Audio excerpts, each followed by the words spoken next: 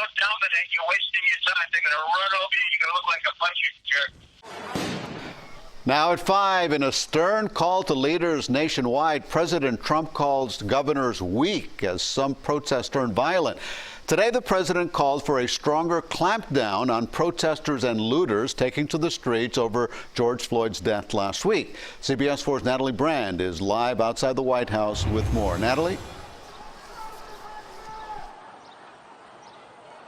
And Elliot, hundreds of demonstrators have returned to Lafayette Square, the park just in front of the White House, to call for change. They've been chanting, sometimes screaming, sometimes booing. And this is just the group here. I want to show you what happened as another group headed down Pennsylvania Avenue and walked past the Trump Hotel. Our producer on the scene there took video as about a dozen officers took a knee in front of the hotel, kneeling as a group of peaceful protesters marched by. She said the crowd went wild, described a feeling over there of unity with lots of fist bumping. That group headed to Capitol Hill. Back here to the White House, organizers of the demonstration today are hoping things stay peaceful. We know overnight, late into last night here in D.C., at times things got destructive. The president calling on governors nationwide to get tougher.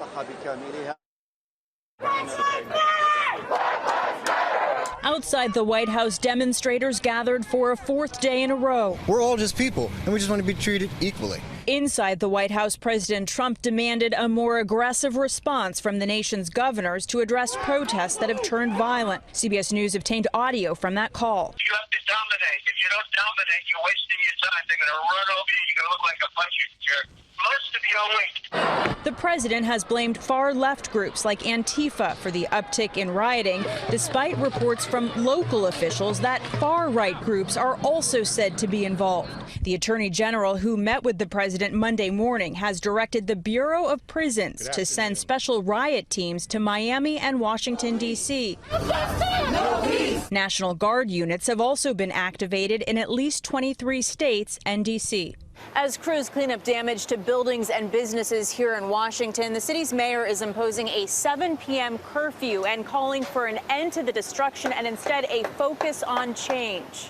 Republican Senator Tim Scott told CBS this morning he has spoken to the president about holding a session to discuss solutions. It would be good for us to have a conversation with some of the leading voices in the African-American community and some of the leading voices in the law enforcement community without a bunch of cameras, though. Everybody is frightened and everybody's angry.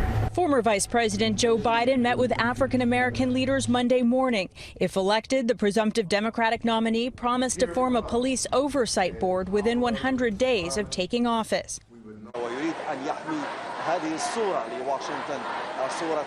And back here live, at times things have been loud but peaceful during the day. Organizers hoping that that stays the case. One telling me that breaking things just is never going to get the message across. And that's what the mayor hopes as well, that things stay calm. Now, we have learned that Florida is one of the states where National Guard troops have been activated. We've also, CBS has reached out to the Department of Justice to try and find out, get an answer as to why riot teams have been sent to Miami specifically. They are also here in D.C., but we asked about Miami, still waiting for an answer on that, Elliot. We're looking forward to finding out more about those riot teams. Natalie, thank you so much for that live update from Washington.